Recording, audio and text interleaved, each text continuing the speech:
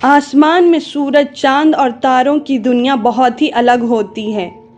आप लोग तो अपने घर के छत से चांद और स्टार्स को देखे होंगे। जब आप स्टार्स को डेली देखते होंगे तो आपके माइंड में बहुत सारे क्वेश्चंस आते होंगे कि आखिर ये आसमान में जो स्टार्स हैं ये हमसे इतना दूर क्यों हैं, ये हमेशा रात में ही चमकते हुए क्यों दिखाई देते हैं, ये दिन में क्यों नहीं दिखाई देते। क्या इन स्टार्स की पैदाइश और इनकी डेथ भी होती है? आसमान में कितने सारे स्टार्स हैं और कुछ स्टार्स टिमटिमाते हैं तो कुछ स्टार्स क्यों नहीं टिमटिमाते। आज चलिए इस वीडियो में इसके बारे में आज हम जानते हैं। जब हम रात के टाइम पे आसमान में देखते हैं तो हमें ये समझ में आता है कि एक बहुत बड़ा सा राउंड सर्कल है और इस पे सारे स्टार्स बिखरे हुए हैं और हमें यह भी लगता है कि ये सारे स्टार्स एक साथ मौजूद हैं। इस राउंड से सर्कल को इंडियन एस्ट्रोनॉमर्स और ग्रीक एस्ट्रोलॉजर्स ने इसे फॉल का नाम दिया है। कुछ स्टार्स हमसे बहुत दूर हैं तो कुछ स्टार्स हमसे नज़दीक में मौजूद हैं। हमारे अर्थ से स्टार की दूरियां इतना ज़्यादा होती है कि हम लोग इसे किलोमीटर या नॉर्मल यूनिट के एक्सप्रेस नहीं कर सकते हैं। इसीलिए हम एक स्पेशल स्केल को डिटरमाइन करते हैं जिसे साइंटिस्ट लाइट ईयर्स बोलते हैं। लेकिन बात यह है कि जो लाइट की रेज होती है वो एक सेकेंड में कम से कम 3 लाख किलोमीटर की दूरी को ट्रैवल करती है। ये लाइट की रेज 1 ईयर में जितनी ट्रैवल करती है उसे 1 लाइट ईयर बोलते हैं और ये 94 billion 60 million 52 crore 84 lakh and 5000 kilometre के बराबर होती है। चलिए अब ये जानते हैं कि सूरज के बाद कौन सा ऐसा स्टार है जो हमसे नज़दीक में मौजूद है।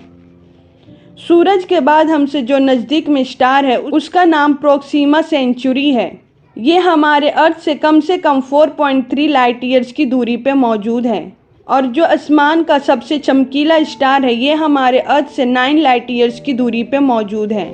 सूरज हमारे अर्थ से 18 करोड़ किलोमीटर की दूरी पे मौजूद है। सूरज और हमारे अर्थ के बीच की इस दूरी को एस्ट्रोनॉमिकल यूनिट बोलते हैं। ये दूसरे स्टार्स के कंपेयर में हमें बहुत बड़ा दिखाई देता है, लेकिन इतने बड़े यूनिवर्स में हमारा सूरज एक पॉइंट के जैसा है। इसीलिए हमारा सूरज आसमान का एक नॉर्मल सा स्टार है। चलिए अब स्टार्स के कलर्स और टेम्परेचर के बारे में जानते हैं।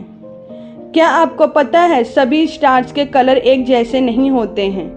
जब हम अर्थ से देखते हैं तो हमें मोस्टली स्टार एक जैसे ही दिखाई देते हैं, लेकिन जब हम स्टार्स को टेलीस्कोप के थ्रू देखते हैं तो ये क्लियर हो जाता है कि इसका कलर कैसा है।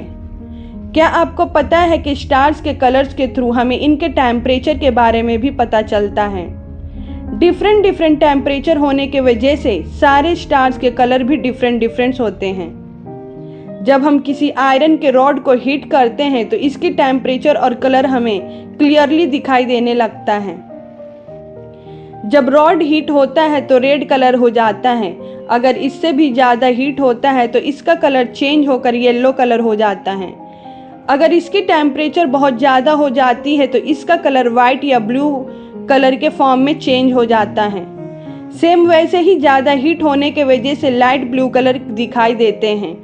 वही इनके कंपेयर में येलो स्टार का टेम्परेचर इनसे कम होते हैं और बहुत ज़्यादा टेम्परेचर होने के वजह से कुछ स्टार्स वाइट दिखाई देते हैं। हमारा सूरज एक येलो स्टार है, इसीलिए इसकी टेम्परेचर ना तो ज़्यादा है ना तो कम है।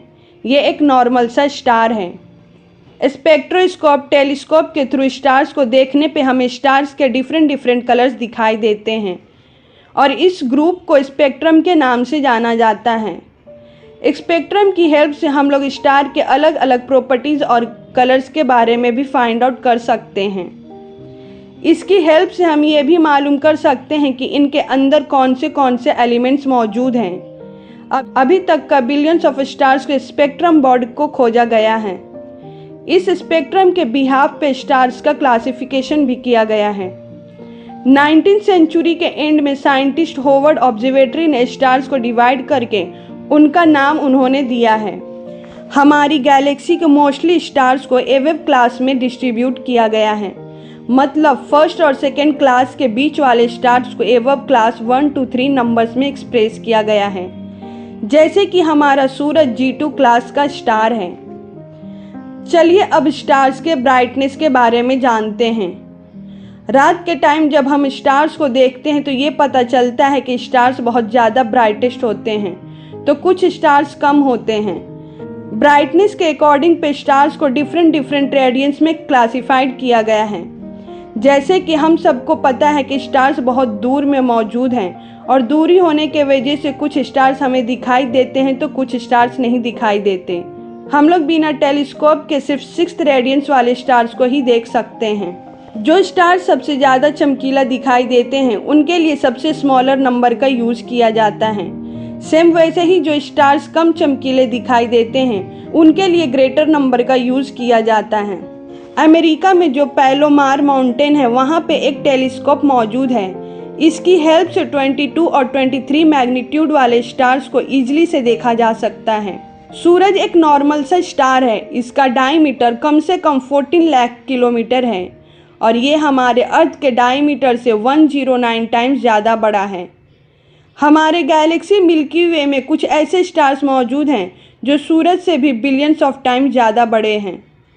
ये ग्रेट डेमन स्टार्स के नाम से जाने जाते हैं। इन स्टार्स का डायमीटर हमारे सूरज से 100 टाइम्स ज़्यादा होते हैं। पहले साइंटिस्ट का ये मानना था कि अगर सूरज डेमन स्टार बन जाएगा तो ये हमारे अर्थ को अपने अंदर खींच लेगा, लेकिन इटली के एस्ट्रोनॉमर रॉबर्ट सिल्वोटी ने इस थ्योरी को रिजेक्ट कर दिया और इस थ्योरी के रिजेक्शन की वजह से बहुत सारे साइंटिस्ट सिल्वोटी के लॉजिक से एग्री नहीं थे। हमारे मिल्की वे गैलेक्सी में कुछ ऐसे स्टार्स भी मौजूद हैं जो सूरज से बहुत छोटे हैं और कुछ हमारे अर्थ और मर्क्यूरी प्लैनेट से भी छोटे हैं। ऐसे स्टार्स को डॉर्फ स्टार्स भी बोलते हैं। ये स्टार्स भले ही हमारे सूरज से छोटे होते हैं लेकिन इनका मास सेम वैसे ही रहता है। डेमन स्टार्स का मास का डेंसिटी पानी के डेंसिटी से मिलियन टाइम्स कम होते हैं। जो छोटे स्टार्स होते हैं उनका डेंसिटी बहुत ज़्यादा होता है और इनका डेंसिटी पानी के डेंसिटी के अकॉर्डिंग मिलियन टाइम्स ज़्यादा रहता है। जिन स्टार्स के डेंसिटी पानी के डेंसिटी से 1 बिलियन टाइम ज़्यादा होता है इसे पल्सर या न्यूटन स्टार्स बोलते हैं। इनका डायमीटर 40 किलोमीटर से भी कम हो सकता है। दोस्तों, आपको ये वीडियो अच्छा लगे तो प्लीज़ लाइक और सब्सक्राइब ज़रूर कर दीजिएगा।